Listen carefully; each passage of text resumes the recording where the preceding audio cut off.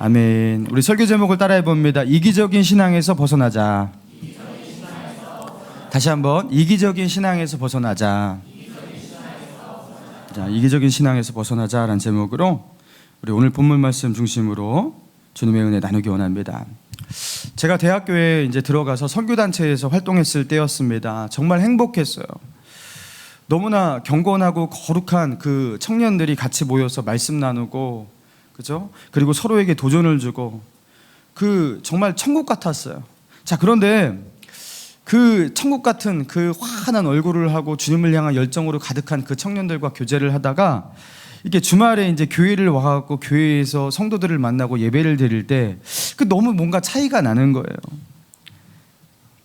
뭔가 이제 교회에서 현실에서 하나님을 찾는 그 주일의 성도들의 얼굴을 보니까 참 뭔가 이렇게 답답하고 침울하고 영적으로 막혀있는 듯한, 자유함이 없는 듯한 그런 모습들.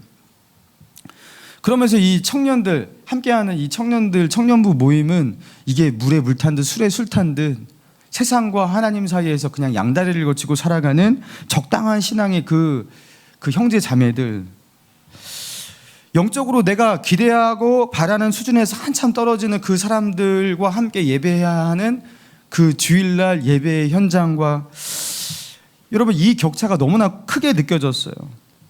내가 바라는 어떤 그 공동체와 너무나 다르다라는 그런 생각을 가지게 되었습니다. 그러면서 어떤 생각이 있었냐면, 그래, 그 선교단체에서 만났던 그 사람과 늘 함께하고 거기서 예배하고 그 사람들과 어울리면 참 좋겠다, 그런 생각을 했어요. 그러면서 이 교회에, 그죠? 지역교회의 그 수준이 참으로 낮구나, 이렇게 생각하면서 제가요, 어느덧 영적인 우월감, 그죠? 이런 걸 가지고 살았던 적이 있었습니다.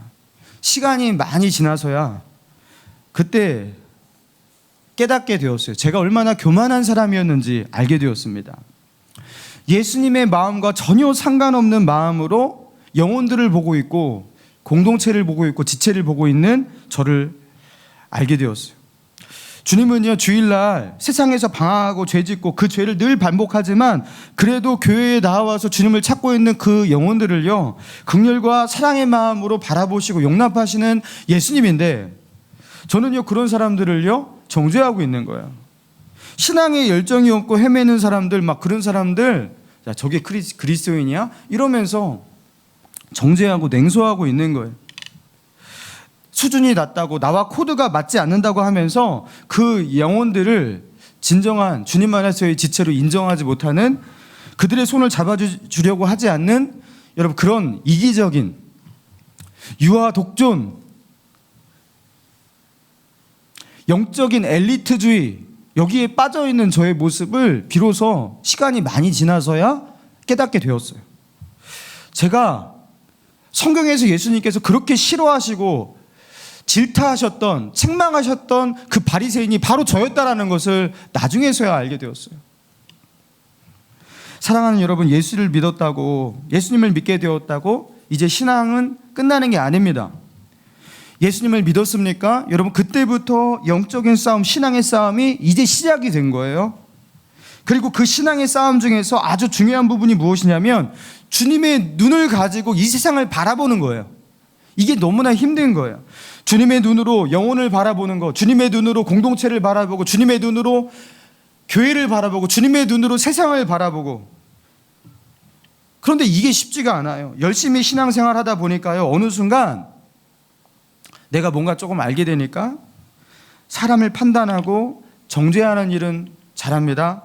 그리고 자신의 경건을 지켜내고 자신의 경건의 모양을 만들어내는 것, 그런 거는 할 수 있지만 그 안에, 그 경건 가운데 핵심 요소인 내 마음 가운데 주님의 사랑과 긍휼이 채워지는 일, 여러분, 이게 쉽지가 않은 거예요.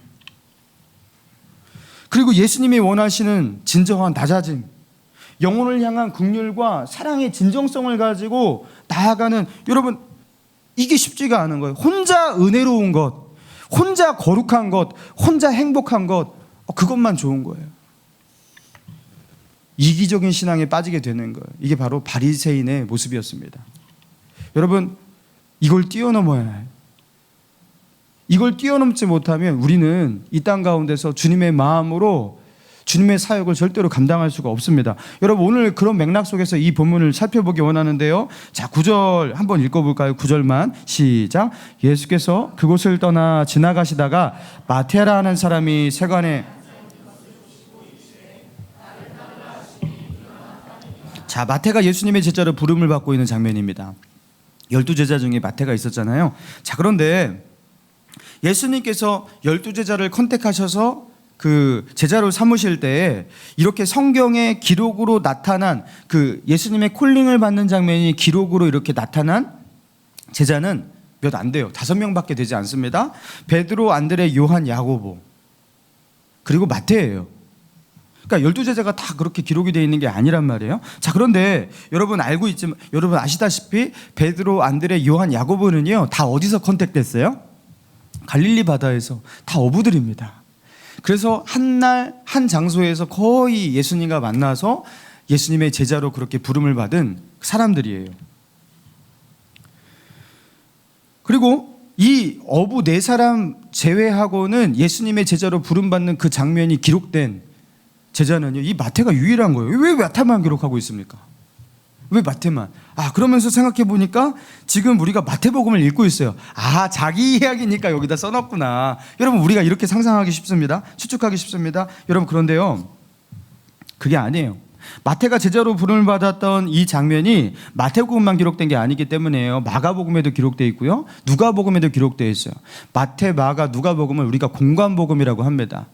그리고 요한복음과 더불어 사복음서라고 하는데 마태, 마가, 누가복음은 공관복음이라고 해요. 이 공관복음에 모두 빠짐없이 다 실려 있는 게 마태가 제자로 부름을 받는 이 장면이에요. 왜 마태만? 여러분, 왜 마태만 이렇게 기록하고 있냐라는 거죠. 무엇 때문입니까? 그 이유가 무엇입니까? 이게요, 주목할 만한 사건이기 때문에 그래요. 이게요, 충격적인 사건이기 때문에 그런 것이에요. 왜 이게 충격이냐? 마태의 직업이 범상치 않았기 때문에 그래요. 마태는 누구였다고요? 그의 직업은 세리였습니다. 세리가 누구입니까? 예전에 제가 삭개오에 대해서 그렇게 말씀을 나눴을 때 설명을 조금 했습니다. 세리는 그 당시 로마 치하에 있는 그 유대인들에게 그 로마의 하수인 그 역할을 하면서 유대인들에게 세금을 그렇게 징수하고 그 세금을 걷어내고 만약에 세금을 안 내면 그들에게 제재를 가하고 그리고 세금 낼 때 자기의 목숨을 한몫 챙기기 위해서 부정직하게 거기다가 그렇죠? 세금을 조금 더 징수하는 로마에 갖다 바치고 자기는 치부하고 여러분 우리나라로 따지자면요 어떤 사람이 일제강점기 친일파 일본의 앞잡이 여러분 그런 존재와 같은 사람이 바로 그 당시에 세리였단 말이에요. 그래도 동족 유대인들에게 이 세리가 어떤 취급을 받았냐면 인간 취급을 받지 못했습니다. 나라를 팔아먹는 동족의 피를 빨아먹는 저 이방인의 그 자존심도 구기고 돈밖에 모르는 그들의 앞잡이가 된 아주 사람 같지 않은 사람. 그래서 세리와 창기라는 이런 표현이 성경에 많이 등장해요. 세리와 창기. 그러니까 창기와 같은 레벨의 그 멸시의 대상, 유대인들에게 멸시의 대상 1번이 바로 세리였어요. 자, 그런데 예수님은요, 유대인의 혐오 대상 1번이 되고 있는 그 세리를 예수님의 12제자 가운데 한 사람으로 부르셨다라는 이게 충격인 거예요. 아니, 어떻게 이런 일이? 뿐만 아니에요. 예수님은 또 어떻게 하십니까? 세리 마태가 예수님의 제자가 되니까요, 이 마태가 너무 신이 나서 잔치를 벌였어요. 자기 집에서 잔치를 벌였는데, 그래서 친구와 동료들을 초대해서, 그리고 예수님과 제자들을 초대해서, 그리고 같이 잔치 속에서 식사를 하는데요. 여러분, 마태가 세리였으니까 이 세리의 친구는 누구겠습니까? 세리잖아요. 그리고 이 세리들과 어울릴 법한 자존심도 다 팔아먹고, 그죠? 민족도 그렇게 등지는 여러분 그런 사람들의 그 부류들이 얼마나 좀 죄인들이었겠어요. 그 세리와 죄인들, 뭔가 이렇게 문제가 있는 사람들, 세상 사람들, 그 유대인들이 그렇게 멸시와 천대를 하는 그런 사람들이 다 모여갖고 예수님과 제자들과 함께 마태의 집에서 그렇게 밥을 먹고 있는 거예요. 이게 충격인 거예요. 자, 우리 10절을 한번 읽어볼까요? 예수님의 모습을 10절에서 그리고 있습니다. 시작. 예수께서 마태의 집에서 앉아 음식을 잡수실 때 많은 세리와 죄인들이 와서 자, 예수님이 어떻게 하셨다고요? 세리들과 죄인들과 함께 그 마태의 집에서 앉아 음식을 잡수셨다 이렇게 나옵니다. 그들과 함께 식탁에 앉으시고 그들과 함께 대화를 하시고 그들과 함께 밥을 잡수셨어요. 유대인들이 볼 때 이게 너무나 충격인 거예요. 어떻게 저렇게 더러운 인간들과 함께 할 수 있지? 저들은 멀리해야 될 부류들인데 왜 저들과 함께 밥을 먹는 거야? 저들과 함께 어떻게 같이 한 공간에 앉아서 식사를 할 수가 있지? 이게 충격인 거예요. 그래서 바리새인이 말합니다. 11절 바리새인들이 보고 그의 제자들에게 이르되 어찌하여 너희 선생은 세리와 죄인들과 함께 잡수시느냐? 이게 어떻게 이럴 수가 있냐라는 거예요. 저들을 멀리해야지. 그러니까 주님이 하신 말씀입니다. 12절 예수께서 들으시고 이르시되 건강한 자에게는 의사가 쓸데없고 병든 자에게라야 쓸데가 있느니라. 건강한 자에게는 의사가 쓸데없지만 병든 자에게는 쓸데있느니라. 여러분 이게 어떤 맥락 속에서 이 비유를 말씀하신지 여러분 짐작이 가시죠? 자, 그런데 여기서 바리새인과 서기관들은 저들은 죄인이 아니고 의인이니까 예수님의 필요가 없고, 여기 세리와 이 죄인들은 죄인이니까, 죄 많은 죄인이니까 예수님이 필요하고, 그러니까 나는 여기 죄인들과 함께 있는 거야. 여러분 이렇게 말씀하신 게 아니에요. 예수님은 지금요 이 표현이 반어적으로 약간 비꼬면서 말씀하신 겁니다. 자신들이 죄인이지만 죄인인 것을 인정하지 않고 모르고 있는 저 바리새인들, 그들 죄인입니다. 저들에게 예수님이 필요하단 말이에요.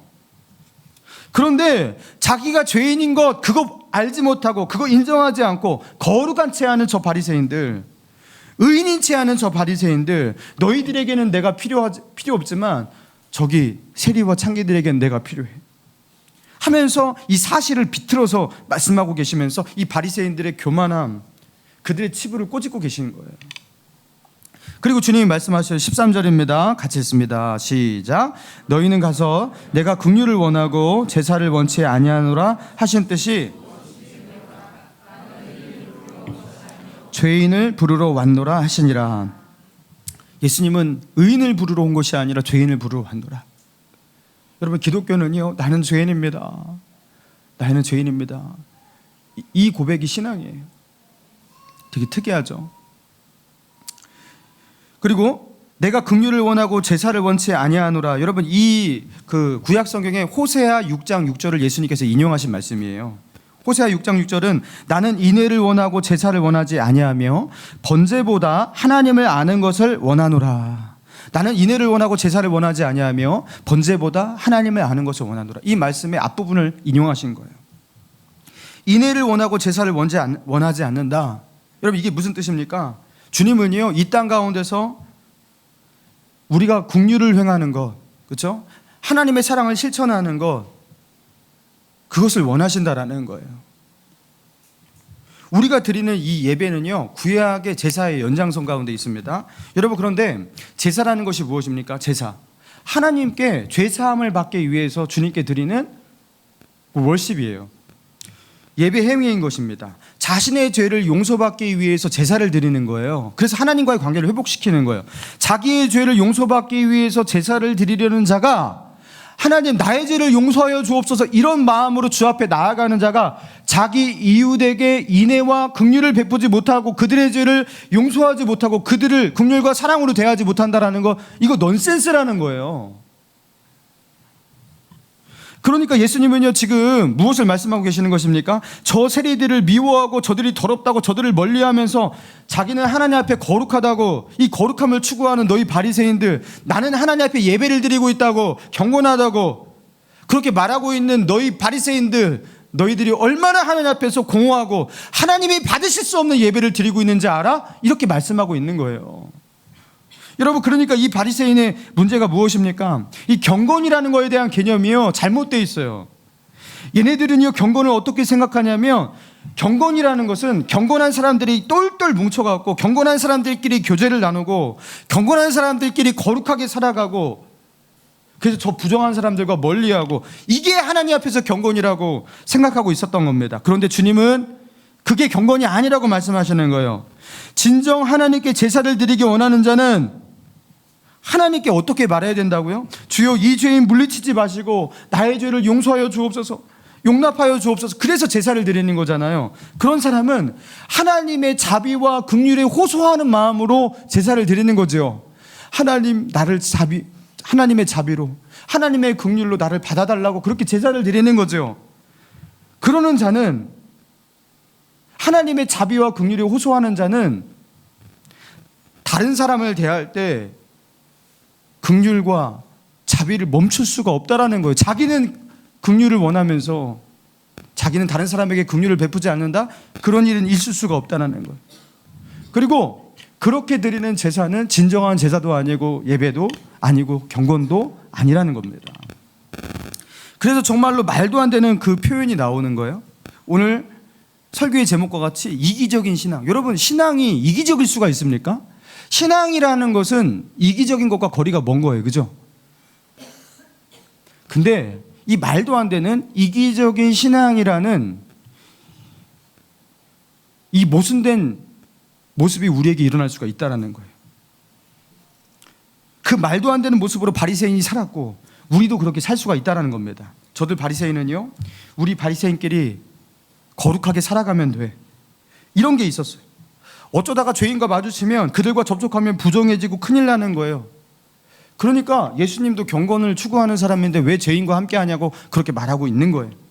여러분, 그런데 우리 주님은 오늘 본문의 10절의 말씀과 같이 예수께서 마태의 집에 앉아 음식을 잡수실 때 많은 세리와 죄인들이 와서 예수와 그의 제자들과 함께 앉았더니, 죄인들과 함께 하시고 그들과 같이 밥을 잡수시고 죄인들이 있는 자리에 때로 그들과 함께 하시면서 그들과 어울리시고, 여러분, 죄인들이 짓고 있는 그 죄가 좋아서 이러신 거예요? 그들이 가지고 있는 죄인들의 그 문화, 세리들의 문화, 여러분, 그것이 예수님이 보기에 좋구나, 이래서 그들과 함께 한 거예요? 그들과 마음이 통하고 말이 통해서 예수님이 그들과 함께 식사하시고 그들과 함께 자리를 하셨냐고요? 아니죠. 아닙니다. 절대로 그럴 리가 없습니다. 그렇다면 예수님은 왜 이들과 함께 자리에 앉으셨고 이들과 함께 식사를 하셨냐? 그들의 영혼을 얻기 위해서 그 모든 장벽을 뛰어넘기로 하신 거예요. 사랑하는 여러분, 이 본문의 메시지를 통해서 주님이 우리에게 하시는 말씀은 무엇입니까? 너희 선생은 세리와 죄인들과 함께 잡수시느냐? 거룩하고 경건하다고 하시는 분이 어떻게 저렇게 더러운 사람들과 함께 하느냐? 이렇게 말하는, 이 땅의 죄인을 구원하시기 위해서 오신 예수님마저 그 경건하지 못하다고 그렇게 비난하는 저 바리새인들의 모습들, 그렇죠? 그리고 긍휼과 사랑 없이 하나님을 그렇게 예배하고 제사하는 그 바리새인들의 모습들, 그들의 저 이기적이고 자기밖에 모르는, 또는 자기의 부류의 경건과 그 영혼들을 위해서만 살아가는 이기적인 모습들, 여러분, 그게 바로 우리의 모습일 수 있다라고 경고하고 계시는 거예요. 여러분, 신앙생활 오래 하고 교회 생활 열심히 하시는 분의 특징이 무엇입니까? 교회를 사랑한다는 거예요. 근데 교회를 사랑한다는 것이 어떻게 표현되냐면 늘 교회만 있으려고 하는 거예요. 여러분, 교회에 오래 있으셔도 됩니다. 근데 문제는 무엇이냐면 교회에서 성도들과만 만나요. 매일 교회에만 오고, 그리고 믿음 좋은 권사님, 집사님, 성품과 그 경건함으로 무장된 그런 좋은 집사님들과 동역자가 되어서 그들과 함께 차를 마시고 밥을 먹고 같이 여행 다니고 취미생활도 하고 같이 기도하고, 그러면서 교회 형제 자매들만 만나는 거예요. 그러면서 자기가 얼마나 이기적인 신앙의 사람인지를 인지하지를 못해요. 매일 말씀 듣고 은혜 받고 그 은혜를 나누고 기도하고 큐티하는 거 좋습니다. 그런데 저 밖에 있는 우리와 너무나 문화가 다른 저 세상 사람들,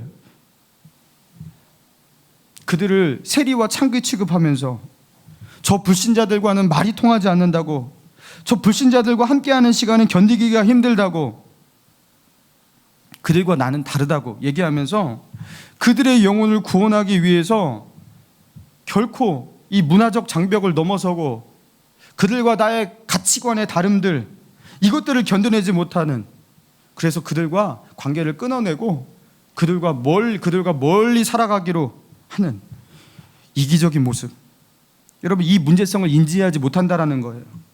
영적으로 나와 맞지 않는 사람과는 나와 함께 할 수 없다고 하면서 늘 자기 주위에는 자기와 말이 통하는, 자기를 지지하고 자기와 함께 할 수 있는 사람과만 함께 하려고 하는 이기적인 모습들.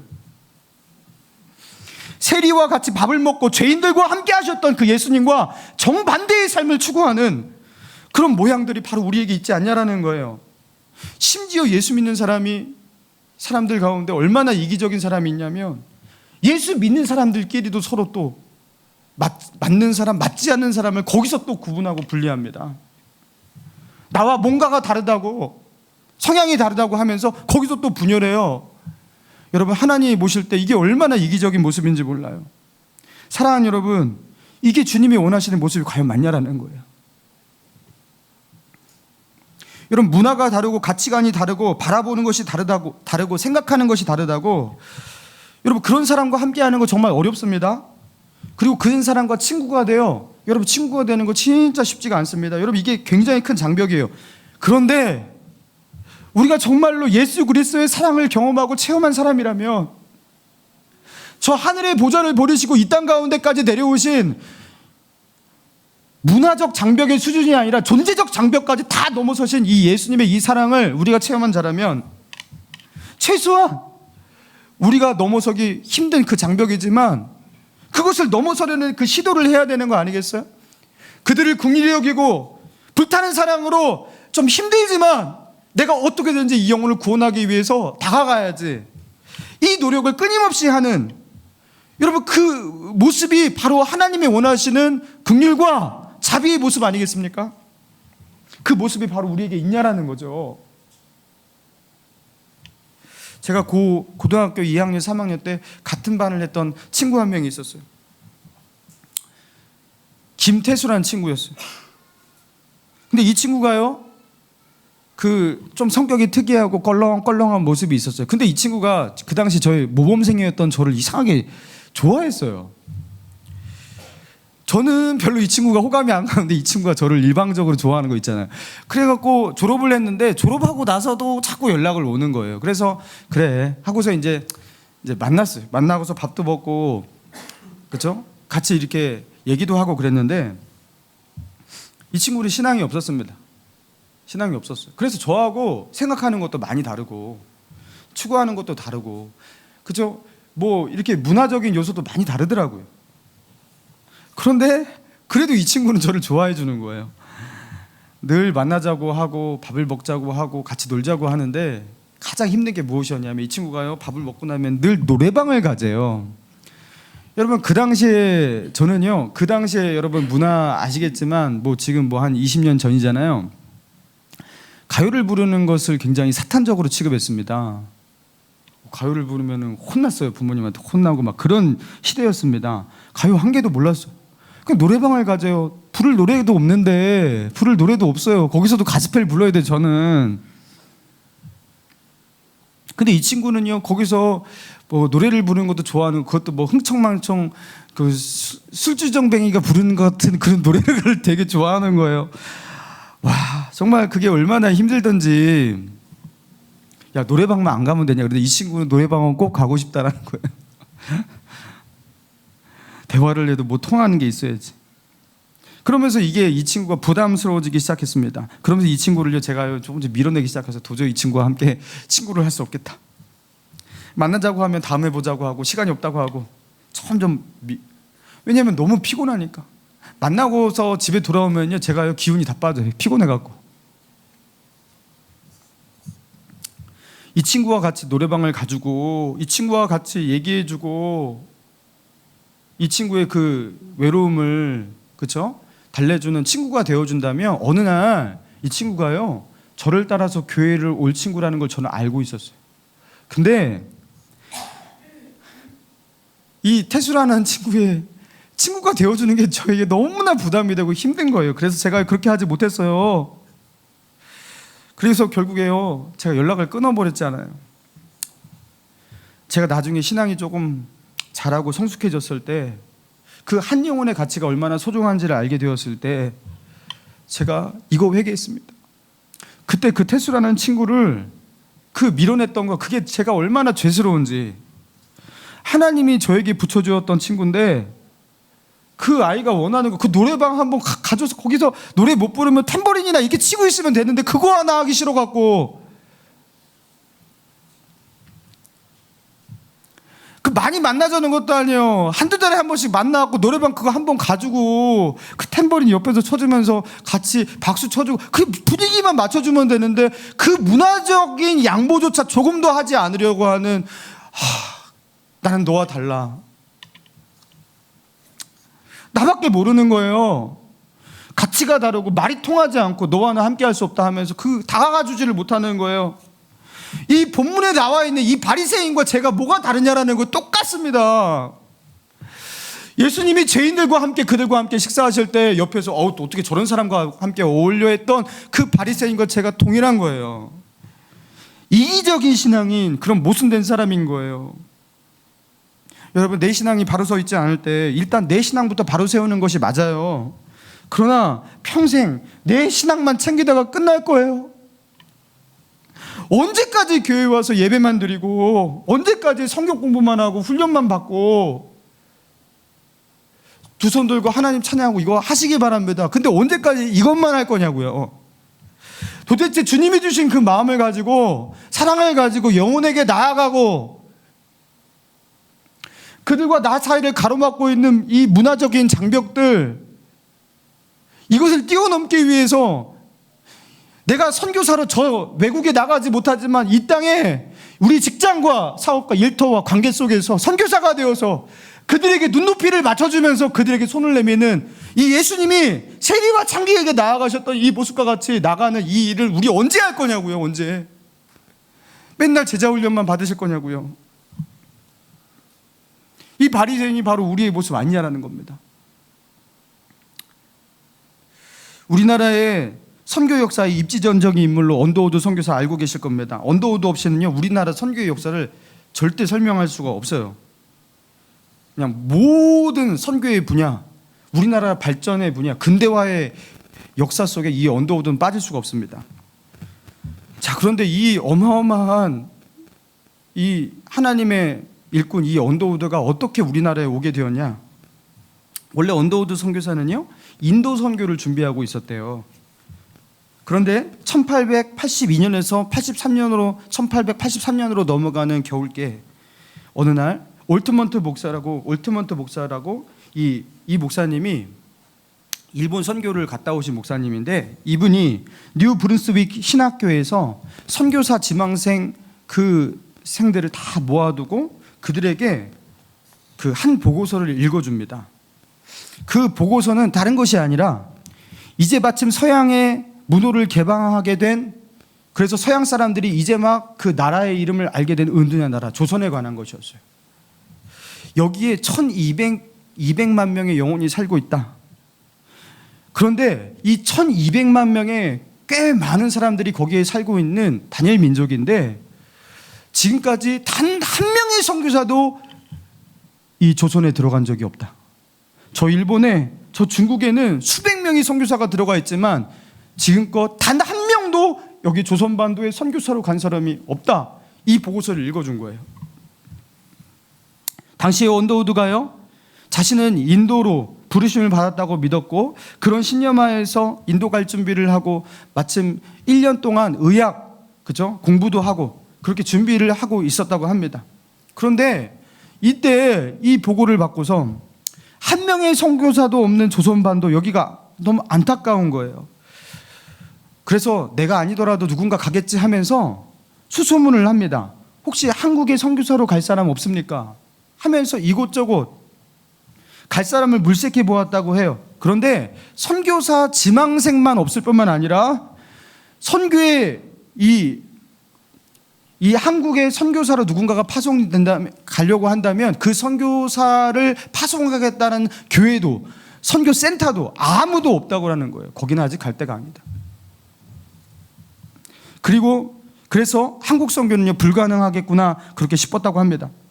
그리고 때마침 자신을요 그 미국에 있는 한 교회에서 담임 목사로 청빙이 왔어요. 그리고 그 청빙을 허락하기 위해서 청빙 허락하는 그 서신을 우체통에 막 넣으려는 찰나였어요. 그때 언더우드가 그렇게 말합니다. 어떤 소리가 들리는 듯 이렇게 말했대요. 한국에 갈 사람은 아무도 없구나. 한국에 갈 사람은 아무도 없구나. 아무도 가려고 하지 않는 거예요. 아무도 보내려고 하지도 않고. 그때 언더우드가 그런 결심합니다. 그럼 제가 가겠습니다. 그리고 언더우드는 1885년 4월 7일 제물포항을 통해서 한국 땅에 첫 발을 내디딥니다. 여러분, 우리나라에 와서 언더우드가 복음을 전하기 시작했는데, 여러분, 복음을 전하니까 막 사람들이 복음 받아들이고 막 교회가 세워지고 막 그러지 않았어요. 언더우드가 하나님께 이렇게 기도를 드리면서 기도문을 했는데, 기도문을 적어놨는데요, 그 기도문을 제가 읽어드릴게요. 오 주여, 지금은 아무것도 보이지 않습니다. 주님, 메마르고 가난한 땅, 나무 한 그루 시원하게 자라오르지 못하고 있는 땅에 저희들을 옮겨와 앉히셨습니다. 그 넓고 넓은 태평양을 어떻게 건너왔는지 그 사실이 기적입니다. 주께서 붙잡아 뚝 떨어뜨려 놓으신 듯한 이곳, 지금은 아무것도 보이지 않습니다. 보이는 것은 고집스럽게 얼룩진 어둠뿐입니다. 그들은 묶여있는지도 고통이라는 것도 모르고 있습니다. 고통인 줄 모르는 자에게 고통을 벗겨주겠다고 하면 의심부터 하고 화부터 냅니다. 조선 남자들의 속셈이 보이질 않습니다. 이 나라 조정의 내심도 보이지 않습니다. 가마를 타고 다니는 여자들은 영영 볼 기회가 없으면 어찌하나 합니다. 조선의 마음이 보이질 않습니다. 그리고 저희가 해야 할 일도 보이지 않습니다. 그러나 주님, 순종하겠습니다. 겸손하게 순종할 때까지 주께서 일을 시작하시고 그 하시는 일을 우리들의 영적인 눈이 볼 수 있는 날이 있을 줄 믿나이다. 믿음은 바라는 것들의 실상이요 보이지 못하는 것들의 증거니라고 하신 말씀에 따라 조선의 믿음의 앞날을 볼 수 있게 될 것을 믿습니다. 지금은 우리가 황무지 위에 맨손으로 서 있는 것 같사오나, 지금은 우리가 서양 귀신, 양귀자라고 손가락질을 받고 있사오나, 저희들이 우리의 영혼과 하나인 것을 깨닫고 하늘나라의 한 백성, 한 자녀임을 알고 눈물로 기뻐할 날이 있음을 믿나이다. 지금은 예배드릴 예배당도 없고 학교도 없고 그저 경계와 의심과 멸시와 천대함이 가득한 곳이지만 이곳이 머지않아 은총의 땅이 되리라는 것을 믿습니다. 주여, 오직 제 믿음을 붙잡아 주소서.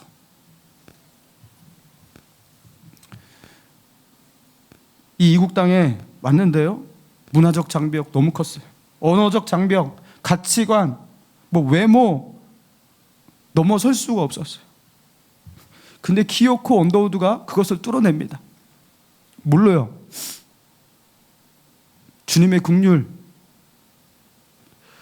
이 조선반도에 있는 1200만의 영혼들, 그들을 향한 긍휼, 사랑, 그리고 하나님 주신 사명, 그걸 가지고서 결국 그 장벽을 넘어선 거예요.